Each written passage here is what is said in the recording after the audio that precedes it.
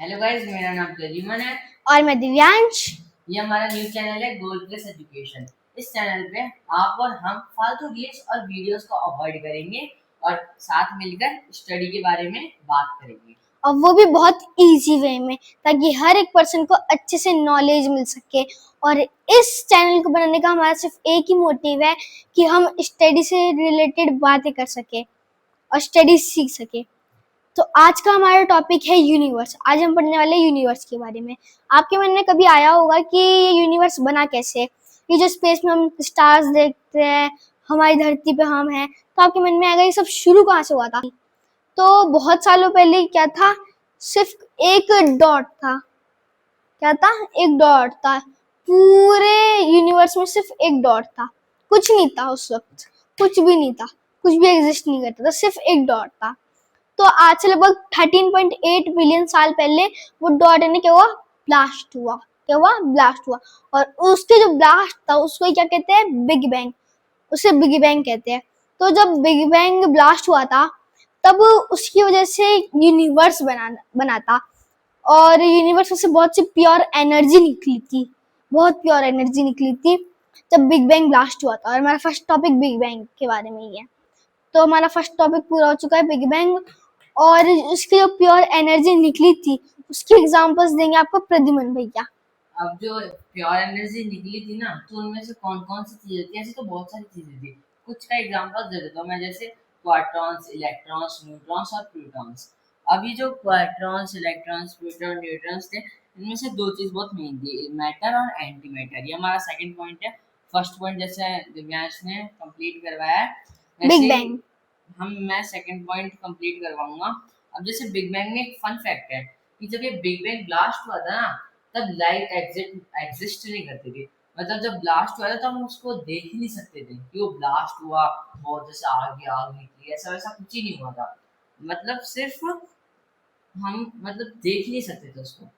और उस टाइम पे टाइम भी एग्जिस्ट नहीं करता था, टाइम एग्जिस्ट ही नहीं करता था। और जैसे बिग बैंग फटा था ना, तो उसकी स्पीड इतनी थी कि आपको पता होगा हमारा जो स्पेस है वो हर टाइम फैलता रहता है, एक्सपेंड होता रहता है हमारा स्पेस। तो ये बिग बैंग जब फटा था ना, तब जैसे 13.8 बिलियन ईयर्स पहले बिग बैंग फटा था, तो जितना तो 13.8 बिलियन ईयर्स में नहीं फैला ना स्पेस, उतना सिर्फ 1 सेकंड के 1 करोड़वें हिस्से में बिग बैंग की वजह से स्पेस फैल गया था। 1 सेकंड का 1 करोड़वा हिस्सा, यानी 1 सेकंड को डिवाइड कर दो 1 करोड़ से, 0.000000001। इतने से टाइम में मतलब 1 सेकंड के अंदर भी 0 पॉइंट में आ रहा है यार, कितना ज्यादा, कितना कम टाइम है ये। और इतने से टाइम में इतना एक्सपेंड हो गया जितना 13.8 बिलियन ईयर में नहीं हुआ। अच्छा, ये फन फैक्ट है इसके। अब मैटर और एंटी मैटर के बारे में बताता हूँ मैं आपको। अब जैसे मैटर क्या होता था, एटम जैसे होता था, बिल्कुल बहुत छोटा होता था, हम देख ही नहीं सकते थे उनको, हम अपनी आई से उनको देख नहीं सकते। ये मान लो मैटर है, ये एंटी मैटर है। अब ये जब आपस में मिलते थे ना, जैसे ये मैटर रहा या एंटी मैटर रहा, ये जब आपस में मिलते थे ना, तो एक दूसरे को खत्म कर देते थे, खत्म कर देते थे। अब क्या हुआ, लकीली मैटर जो है ना वो एंटी मैटर से थोड़ा ज्यादा था। अब जब ये खत्म करते गए ऐसे बहुत सारे बहुत सारे बहुत सारे, अब ऐसे खत्म करते गए ना एक दूसरे को, तब एक मैटर बच गया। क्या हो गया? एक मैटर बच गया। अब जैसे बिग बैंग ब्लास्ट हुआ था ना, तो उसकी वजह से तो अब यूनिवर्स यानी स्पेस अपने अस्तित्व में आया था। और जो हमारा मैटर है ना, उसकी वजह से ब्लास्ट होने की वजह से ब्रह्मांड यानी यूनिवर्स के अंदर की चीजें अस्तित्व में आई थी। अच्छा, अब ये आपको पॉइंट क्लियर हो चुका होगा बिग बैंग और मैटर के बारे में। ओके, अब हम बात करेंगे how sun created, how star created, sorry, how star created, star कैसे बने थे। अभी ये जो स्टार का है ना, वो मैटर से थोड़ा रिलेटेड करता है। अब मैटर जब ब्लास्ट हुआ था ना, तो बहुत सारी गैसेस बनी थी। उसमें से सबसे ज्यादा गैसेस क्या थी? क्या थी? हाइड्रोजन। हाइड्रोजन को हम किस सिंबल से रिप्रेजेंट करते हैं? H2 से। इससे H2 से। अब ये हाइड्रोजन था ना, अब क्या होता था, स्पेस में ग्रेविटी भी आ गई थी, मैटर के एक्सप्लोड होने के बाद ग्रेविटी आ गई थी। अब ग्रेविटी जब इन H2 को पास में लेती थी, मतलब एक दूसरे से भिड़ाती थी, तब जहाँ ये भिड़ते थे ना, वहाँ का तापमान कितना चले जाता था? 1 लाख डिग्री सेल्सियस से ऊपर चले जाता था, यानी लाखों में डिग्री सेल्सियस तापमान जाता था। अब जैसे ये हाइड्रोजन बहुत सारे मिलते गए मिलते गए मिलते गए, तब ऐसा करते करते करते करते 1 करोड़ डिग्री सेल्सियस में तापमान पहुंच गया। अब जब किसी जगह का 1 करोड़ डिग्री सेल्सियस में तापमान पहुंच जाता है, तब एक प्रक्रिया चालू होती है, उसको क्या बोलते हैं, न्यूक्लियर फ्यूजन। क्या बोलते हैं, न्यूक्लियर फ्यूजन। उस प्रक्रिया में क्या होता है, जो एक चीज होती है ना जिसमें 1 करोड़ डिग्री सेल्सियस तापमान पहुंच जाता है, वो एक स्टार का फॉर्म ले लेता है। आपने कभी देखा होगा रात को ऐसा आसमान में देखा होगा, तो बहुत सारे छोटे छोटे डॉट्स ऐसे चमकते रहते हैं आसमान में, वो क्या होता है, स्टार। जो क्या हुए थे, जब ब्रह्मांड स्टार्ट हुआ था 13.8 बिलियन ईयर पहले, जब बिग बैंग फटा था, फिर उसके बाद मैटर फटा था, तब जाके बहुत बिलियंस ऑफ ईयर टाइम लेने के बाद ये स्टार्स बने थे। तब जाके ये स्टार बने हुए हैं, आसमान में अभी भी वो चमकते हैं। वैसे और भी स्टार बने होंगे, लेकिन ज्यादातर वही स्टार है जो शुरू में बने थे। अच्छा, ये स्टार बना, अब कई स्टार थोड़े छोटे बनते, कई स्टार बहुत ज्यादा बड़े बन जाते, ऐसे करते करते बहुत सारे स्टार बन गए। अब ऐसे बिलियंस ऑफ टाइम गैप्स के बाद, मतलब बिलियंस ऑफ ईयर के बाद, ये स्टार जो है वो बहुत ज्यादा हो गए, मतलब एक जगह पे ये स्टार्स बिलियंस में टाइम हो गए, मिलियंस में चले गए, बिलियंस में चले गए, मतलब एक जगह पे बिलियंस में स्टार्स चले गए, तो बहुत सारे स्टार हुए। तो जैसे हम एक जगह पे स्टार इकट्ठा हो जाता है, उसको क्या बोलते हैं, गैलेक्सीज बोलते हैं। क्या बोलते हैं, गैलेक्सीज। आपने देखी होगी गैलेक्सी की फोटो, या फिर गूगल से उठा के देख लेना, उनमें आपने देखा होगा, आपको ऐसे दिखेंगे तो नहीं, लेकिन आप बहुत ज्यादा जूम करोगे ना, तब आपको दिखेगा डॉट डॉट डॉट डॉट दिखेंगे, वो यही होता है, क्या होता है, स्टार्स होते हैं। ओके, अभी जो हमारी गैलेक्सी है, मतलब हम भी किसी गैलेक्सी में रहते होंगे, तो हमारी गैलेक्सी का नाम क्या है, मिल्की वे गैलेक्सी। अच्छा, अब हमारे पड़ोस में कोई अंकल आंटी होती है, तो हमारे सबसे ज्यादा पड़ोस में कौन है, ये अंकल है, वो आंटी है, तो कोई बात नहीं। अब ये मिल्की वे के बगल में सबसे पड़ोस में, यानी सबसे नियरेस्ट पड़ोस वाली गैलेक्सी, यानी सबसे नियरेस्ट गैलेक्सी कौन सी है, एंड्रोमेडा गैलेक्सी। कौन सी, एंड्रोमेडा गैलेक्सी। ओके, अब हम बताएंगे सन कैसे क्रिएट हुआ था। हमारा बिग बैंग कंप्लीट हो चुका, मैटर और एंटी मैटर भी कंप्लीट हो चुका था। अब हम अभी जस्ट मैंने स्टार कैसे बना वो भी कंप्लीट करवा दिया, यानी हमारे 3 पॉइंट कंप्लीट हो चुके हैं। अब हम बात करेंगे सन के बारे में कि तो सन कैसे बना। तो मिल्की वे गैलेक्सी में जिसमें हम रहते हैं, तो उस मिल्की वे गैलेक्सी में अभी भी थोड़ा बहुत क्या बचा था, हाइड्रोजन बचा था, थोड़ा बहुत हाइड्रोजन बचा था, थोड़ा बहुत हाइड्रोजन बच गया था। तो एक ग्रेविटी आई, उसने उस थोड़े बहुत बचे हाइड्रोजन को भी अपनी तरफ खींचा, और वापस से तापमान बहुत सारे थोड़ी बहुत हाइड्रोजन करते करते तापमान चला गया 1 करोड़ डिग्री सेल्सियस। उसके बाद शुरू हुआ न्यूक्लियर फ्यूजन। उसके बाद बना एक छोटा सा तारा जिसे हम कहते हैं सन। और सन भी एक क्या है, तारा ही है। सन क्या है, एक तारा है, सन, तारे की फॉर्म में सन एक। सन भी जो है वो एक स्टार है, लेकिन सन क्या है, बहुत छोटा स्टार है। अब एक चीज बताओ सन के बारे में आपको, कि हमारी जो धरती है ना, वो सन के अंदर कितने टाइम्स आ सकती है। यानी हमारे सन का जो वॉल्यूम होगा, ये मान लो सन है, ये मान लो ये सन है, मान लो अब ये अर्थ है, तो ये अर्थ सन के अंदर कितने टाइम्स आ सकती है, 13 लाख टाइम। यानी अर्थ को हम 13 लाख टाइम ले लेंगे, यानी अर्थ ऐसे बहुत सारी अर्थ ले लेंगे और 13 लाख टाइम ले लेंगे, तब जाके वो अर्थ इस पूरे सर्कल के अंदर, सर्कल बोले तो सन के अंदर, तब जाके वो सन के अंदर समा पाएंगे। और सन तो बहुत छोटा सा दाना है, स्टार्स तो बहुत बड़े बड़े होते हैं, सन तो छोटा सा है स्टार्स के सामने, स्टार्स तो बहुत बड़े बड़े बड़े होते हैं, लेकिन हम सन को भी स्टार ही कहेंगे। ओके, क्योंकि ये भी न्यूक्लियर फ्यूजन से ही बना था, और ये पूरा गैस से फॉर्मेड है। तो जब सन बना था, तो उसके आसपास उसने क्या छोड़ी थी, सोलर विंड छोड़ी थी, जिसकी वजह से आसपास की जो सारी चीजें थी वो दूर उड़ गई थी, सिवाय कुछ प्लैनेट्स की, जैसे जो कि एकदम हार्ड थे, मतलब थे बहुत बड़े बड़े थे, हार्ड थे, वो दूर नहीं खिसके। उनके अलावा सारे जो डस्ट पार्टिकल्स थे वो सारे खिसक गए, क्योंकि सन ने सोलर विंड छोड़ी थी। क्या छोड़ी थी, सोलर विंड। और जब सन ने सोलर विंड छोड़ी थी, उसके बाद क्या कौन से प्लेनेट बचे थे, 4 तो थे रॉकी प्लेनेट्स और 4 थे गैसी प्लेनेट्स। तो रॉकी जो प्लेनेट्स है वो है 4 रॉकी प्लेनेट्स, लाइक जिसपे मैं खड़ा हो सकता हूँ, एकदम रह सकता हूँ जो खड़ा। चीज ठोस हो, जैसे मैं बेंच के में हाथ अड़ा रहा हूँ, तो ये ठोस है, इसमें मैं खड़ा भी हो सकता हूँ, हाथ भी रख सकता हूँ। ये जैसे कि 4 अभी प्लैनेट बता रहे हैं कि 4 प्लैनेट्स है, रॉकी प्लैनेट्स 4 प्लैनेट्स है, मतलब वो हार्ड है।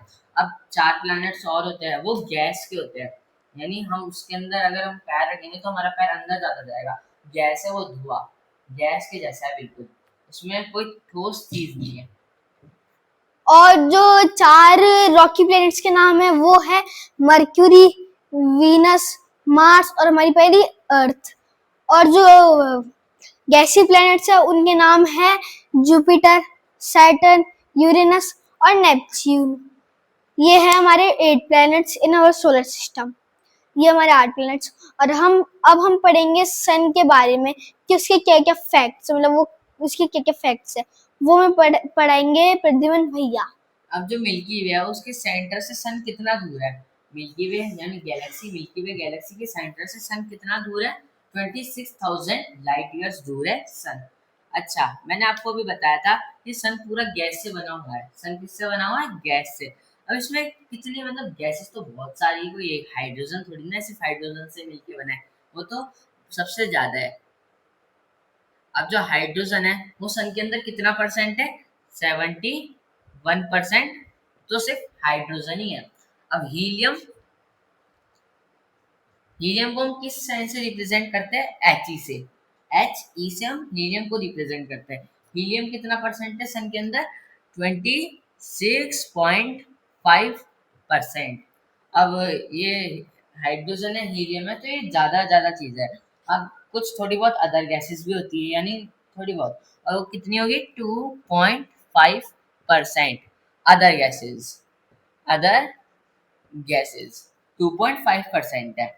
अच्छा, अब आपने आपको पता है सन के बीच में जो कोर है, कोर तो सबको पता ही होगा, हमारे अर्थ के बीच में भी कोर है, सबके बीच में एक कोर होता है। कोर मतलब एक छोटा सा बीचों बीच एक बॉल सी होती है, उसको कोर कोर बोलते हैं। अभी जो कोर होता है ना, उसका तापमान कितना रहता है? सन का जो तापमान है वो तो रहता ही है। अभी कोर जो है ना, उसका तापमान कितना रहता है? होता है 15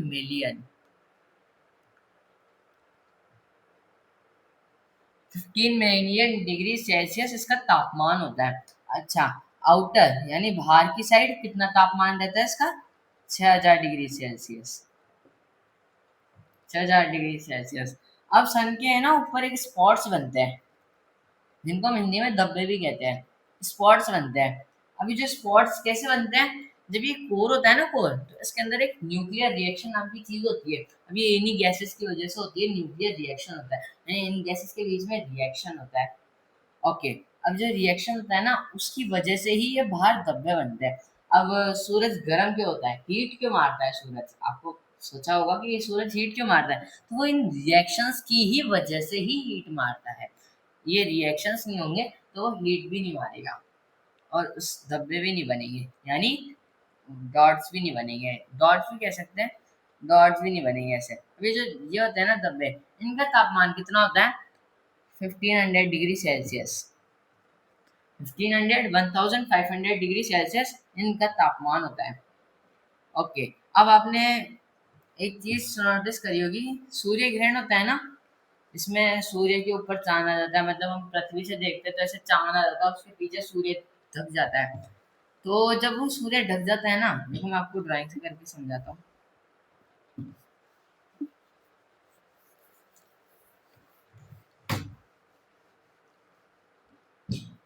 ये हमारा सन है। अब इसके बीच में ये चांद आ गया, क्या आ गया? मून, चांद। अब ये जो विजिबल पार्ट है ना, अब ये तो यहाँ तो मून आ गया। अब जब सूर्य ग्रहण लगने पे जब साइडों में से रोशनी आती है, रोशनी आती है, साइडों में जो हिस्सा बचा है, यहाँ से तो रोशनी आएगी, यहाँ से तो चमक ही रहा है, चांद तो छोटा सा, वो तो थोड़ा सा पार्ट कवर कर पाया। अब ये जो सूरज का जो बचा कुचा पार्ट है, जो हमें रोशनी दे रहा है, उसको क्या बोलते हैं? कोरोना बोलते हैं, और किरेट बोलते हैं। कोरोना वायरस नहीं, जो आया था पहले, कोरोना वायरस नहीं, ये दूसरा कोरोना आता है, 2024 वाला कोरोना नहीं, ये वाला कोरोना। इसमें जो सूर्य ग्रहण के समय जो हमारी विजिबल लाइट्स होती है, जो सूर्य प्रकाश दे रहा होता है, उस हिस्से को क्या बोलते हैं? किरेट और कोरोना। अच्छा, अब जो हमारा सूर्य होता है, अभी जो पूरा सूर्य है ना, इसका जो ये विजिबल पार्ट है, यानी जहां से ये रोशनी दे रहा है, विजिबल पार्ट यानी ये आगे का जो पूरा पार्ट है ना, ये पूरा जो पार्ट है, इसको हम क्या बोलते हैं? लाइट ग्रुप बोलते हैं। क्या बोलते हैं? लाइट ग्रुप बोलते हैं। यानी जो पूरा हमको विजिबल पार्ट दिख रहा है, उसको हम लाइट ग्रुप बोलते हैं। अच्छा, अब सूर्य की किरणें जो होती है वो धरती पे कितनी देर में पहुंचती है? कई लोगों को लगता है 8 मिनट में पहुंचती है, कई लोगों को लगता है 8 मिनट 16 सेकंड में पहुंचती है, लेकिन नहीं, 8 मिनट 16.6 सेकंड, यानी मिली सेकेंड्स में भी काउंट जाता है। ये तो मिनट हो गई है, सेकंड हो गई, और यहाँ मिली सेकेंड्स में जा रहा है, 0.6 लग रहा है ना, तो ये मिली सेकेंड्स में भी जा रहा है, यानी 0.6 सेकंड में जाकर सूर्य की किरणें वो हमारी धरती पे पहुंचती है। अच्छा, अब बाकी के पॉइंट्स मेरा भाई बताएगा, दिव्यांश। तो जैसे कि भैया ने भी आपको बताया कि सन पे जो स्पॉट्स होते हैं, सन स्पॉट्स, तो सन पूरा एक वो है, गैस का गोला है सन, मतलब ये स्टार, ये गैस, ये सन। तो सन अलग से, सन है ना अपने ऑर्बिट में घूमता है, लाइक जैसे अर्थ अपने ऑर्बिट में घूमती है, वैसे सन भी अपने ऑर्बिट में घूमता है। और जो उसके स्पॉट्स होते हैं ना उसके ऊपर, वो अलग से घूमते हैं। सन अलग घूम रहा है, स्पॉट्स अलग घूम रहे हैं, दोनों की स्पीड अलग होती है। स्पॉट का मतलब धब्बे, जो मैंने अभी आपको थोड़ी देर पहले समझाए थे। तो ये रहा सन और ये उसके स्पॉट्स। तो ये जो स्पॉट्स हैं, ये टोटल 22 ईयर्स लेते हैं घूमने में, टोटल एक राउंड लगाने में 22 ईयर्स लेते हैं, जिसमें से ये जो डॉट्स है, ये शुरू के 11 साल बड़े होते रहते हैं, ये शुरू के 11 साल बड़े होते रहते हैं, और बाद के 11 साल क्या होते रहते हैं, घटते रहते हैं। तो जब ये स्पॉट्स होते हैं ना, तब ये जब मैक्स साइज पे जाते हैं ना अपनी, जब उनके शुरू के 11 साल कंप्लीट हो जाते हैं, वो अपने मैक्स साइज पे जाते हैं, तब एक मतलब जो अर्थ होती है ना, उस पर इफेक्ट पड़ता है कि जो भी इलेक्ट्रिक सामान होते हैं ना, उनमें प्रॉब्लम्स आने लग जाती है, गड़बड़ियां आने लग जाती है उन पे। जब ये स्टार्ट होते, जब पॉइंट्स अपने डब्बे अपने पूरे फॉर्म में जाते हैं, एकदम पूरे बड़े हो जाते हैं, तब इलेक्ट्रिक सामानों पे असर होता है, और उन पे थोड़ा मतलब खराब टाइप्स हो जाते हैं वो। और जो नॉर्थ और साउथ पोल का एक मैग्नेट आता है, एक नॉर्थ पोल में होता है और एक साउथ पोल में होता है। उस मैग्नेट में क्या होता है, एक बार होता है, एक तरफ एन लिखा होगा, एक तरफ एस लिखा होगा। एन का मतलब नॉर्थ, एस का मतलब साउथ। आपने कभी ना कभी तो देखा ही होगा वो मैग्नेट, बार मैग्नेट।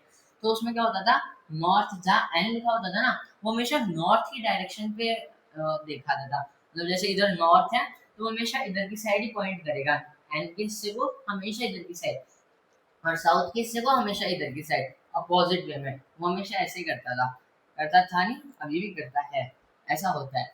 और जब ये 11 साल में एक बार होता है ना, तब नॉर्थ मान लो इधर की साइड नॉर्थ है, इधर की साइड साउथ है। मैं एक बार ड्राइंग करके बताता हूँ। यहाँ एन है, यहाँ एस है। अब ये एन जो है वो उधर की साइड है, एस जो है इधर की साइड है। लेकिन बाद में जब ये चीज होती है ना, तब क्या होता है, ये जो एन होता है ना वो इधर आ जाता है और एस इधर चले जाता है। मैग्नेट के साथ खिलवाड़ होने लग जाता है, मैग्नेट को धोखा मिलने लग जाता है। वो खुद ही चकरा जाता है कि मैं अब डायरेक्शन किस साइड करूँ, उसको कुछ समझ में ही नहीं आ रहा होता है। जब ये 11 साल में होता है, 11 साल में एक बार होता है जब डब्बे अपने फॉर्म में आ जाते हैं, 11 साल में एक बार। ओके, बाकी की चीज आगे बताएगा और दिव्यांश। और जब ये मान लो इस सन की रेज है, और इस मान लो सन और इस सन की रेज है ना, आके मेरे हाथ के इस पॉइंट पे पड़ रही है, एकदम इस पॉइंट पे। तो इस पॉइंट को, सन की रेज को नहीं, इस पॉइंट को क्या बोलेंगे, सोलर कांस्टेंट। क्या बोलेंगे, सोलर कांस्टेंट बोलेंगे। इस पॉइंट को बोलेंगे।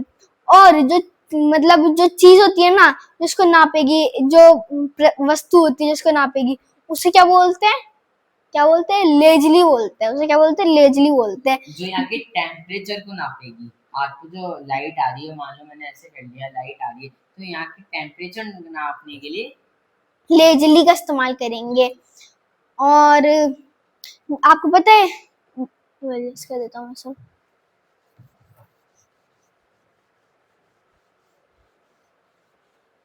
कि जो धरती है ना, वो सन के ना वो जो घूमती है ना सन के चारों तरफ, लाभ बना दो ये, जिस धरती सन के चारों तरफ घूमती है ना, तो बहुत से लोगों को लगता है कि ये सन है, और धरती है ना उसके चारों तरफ गोल शेप में घूमती है। लेकिन धरती गोल शेप में नहीं घूमती, धरती ओवल शेप में घूमती है। कौन सी शेप में, ओवल शेप में। जैसे कि अभी भैया ने बनाया कि यहाँ से धरती कम आती है, यानी यहाँ से धरती ज्यादा पास रहती है सन के, और जब धरती यहाँ पे आती है तब यहाँ से धरती मैक्सिमम अपनी दूरी पर आ जाती है, जितनी भी दूर तक धरती जा सकती है, और यहाँ पे जितनी पास धरती आ सकती है उतनी पास आ जाती है। तो ये रहे दोनों पॉइंट्स, मतलब धरती ओवल शेप में घूमती है। बहुत से लोगों को कंफ्यूजन रहता है कि धरती सर्कल शेप में घूमती है, तो उसका ऑर्बिट सर्कल शेप का है। और जो धरती जब यहाँ पे रहती है ना, अर्थ हमारी यहाँ पे रहती है, तो उसका ये जो डिस्टेंस होता है ना, वो कितना होता है 14.70 million kilometre. Million kilometre 14.70 million kilometre रहता है जब अर्थ यहाँ पे रहती है, और फिर अर्थ पूरे से घूम घूम के यहाँ पे आ जाती है ना अर्थ, तब यहाँ का जो डिस्टेंस होता है ना, वो कितना होता है 15.21 मिलियन किलोमीटर। 15.21 मिलियन किलोमीटर रहता है यहाँ का डिस्टेंस। तो ये था हमारा last point of functions of sun. अच्छा, आपकी उम्र कितनी होगी? कमेंट में बता देना। आपकी उम्र कितनी होगी? 25 होगी, 25 होगी, 23 होगी, ज़्यादा भी हो सकती है, उससे कम भी हो सकती है। वैसे हमारा सन कितने साल का होगा? अब सन भी यार, उसकी भी तो कोई टाइम लिमिट होगी, वो भी कितने साल का होगा? अब जैसा आप जितने साल के उतना साल का सन भी होगा, उतना साल का नहीं होगा, उससे बहुत ज़्यादा साल का होगा। वो 4.8 बिलियन 4.8 बिलियन साल का ही है। हमारा जो सूरज है, सूरज 4.8 बिलियन साल का है। अच्छा, अब सूरज कितने टाइम, मतलब सूरज कितने समय तक रह सकता है? सूरज 10 बिलियन ईयर्स तक रह सकता है जिंदा। सूरज सिर्फ 10 बिलियन ईयर्स तक ही रह सकता है। उसकी ऑलमोस्ट आधी लाइफ तो खत्म हो चुकी है भाई। 80 टाइम लिमिट होती है, इंसानों की एवरेज मानते तो 80 होती है, 40 का हो चुका है सूरज। आधी ऑलमोस्ट जा चुकी है उसकी टाइम, आधा टाइम जा चुका है सूरज का, बुढ़ा हो गया बेचारा। आधा टाइम जा चुका है। 4.8 बिलियन ही उसकी अभी उम्र है, और वो सिर्फ 10 बिलियन साल ही जिंदा रह सकता है। और सूरज भविष्य में प्रकाश देते रहने का मतलब चीज क्या है? मतलब सूर्य भविष्य में जो प्रकाश देता रहेगा वो क्या है? 10 की पावर 11 प्रकाश वर्ष। प्रकाश वर्ष लाइट 10 की पावर 11 लाइट ईयर्स, या फिर प्रकाश वर्ष। तो यही थी आज की हमारी वीडियो। थैंक यू कि आपने अपना महत्वपूर्ण टाइम हमको दिया। Thank you for watching. Take care of you. Bye and bye. Your health. Bye bye.